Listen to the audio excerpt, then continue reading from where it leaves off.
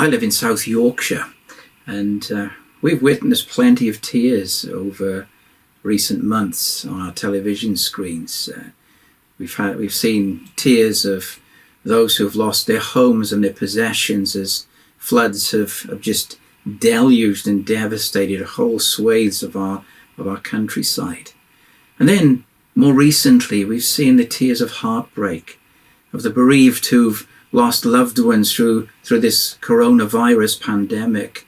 We've seen the stress of people as they've found themselves maybe stranded in countries unable to return to their homes.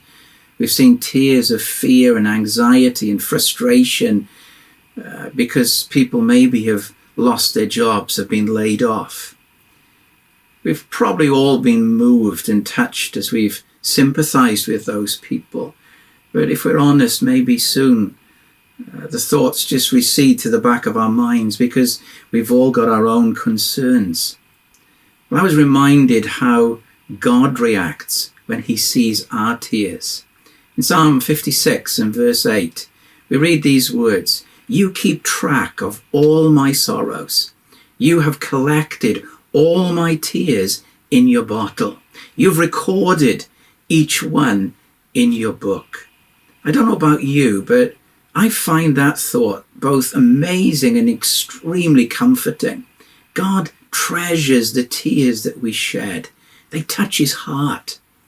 They were actually David's words when he was on the run from King Saul, who, through jealousy and fear that David was going to try and usurp his throne, was out to kill him. And David, no doubt, had plenty of sleepless nights. He'd shed many a tear as he reflected on his circumstances. And in our personal circumstances, I want you to be encouraged today, because God knows and God cares. He tracks every step we take, even if in our confusion we forget where we've been. And that was David's situation as he was chasing around the country. 1 Peter chapter 5 verse 7 says, "Cast all your anxieties on the Lord because he cares for you." Because David trusted God, even in his fugitive wanderings, he could say this in verse 11 of Psalm 56, "In God I trust, I will not be afraid." I want to encourage you today that God sees the tears that we shed when we're in suffering and when we're in pain.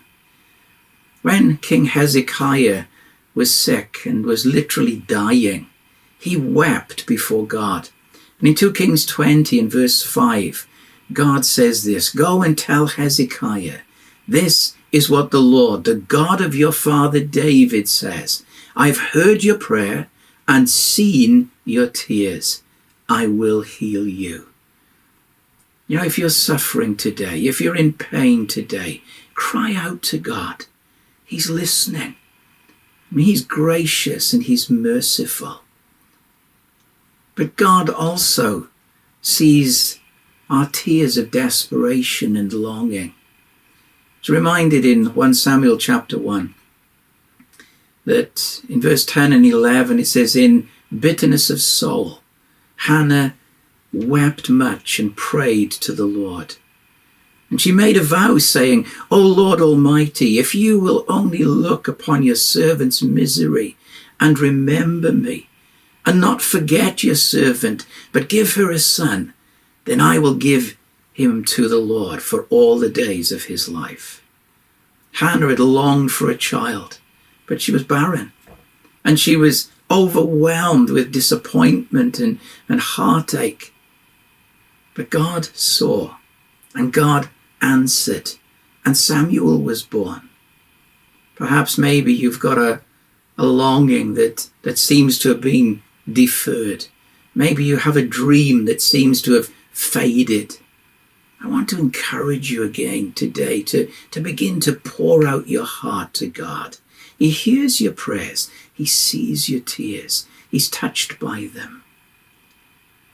I was reading the Life Application Study Bible notes to this particular verse, and this is what it says.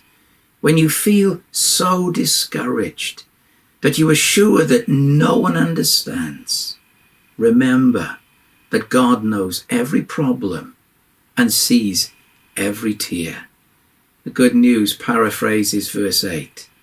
You know how troubled I am. You have kept a record of my tears. Aren't they listed in your book? Be encouraged today. God hears your prayers. He sees your tears. He's there to help in time of need. May God bless you today.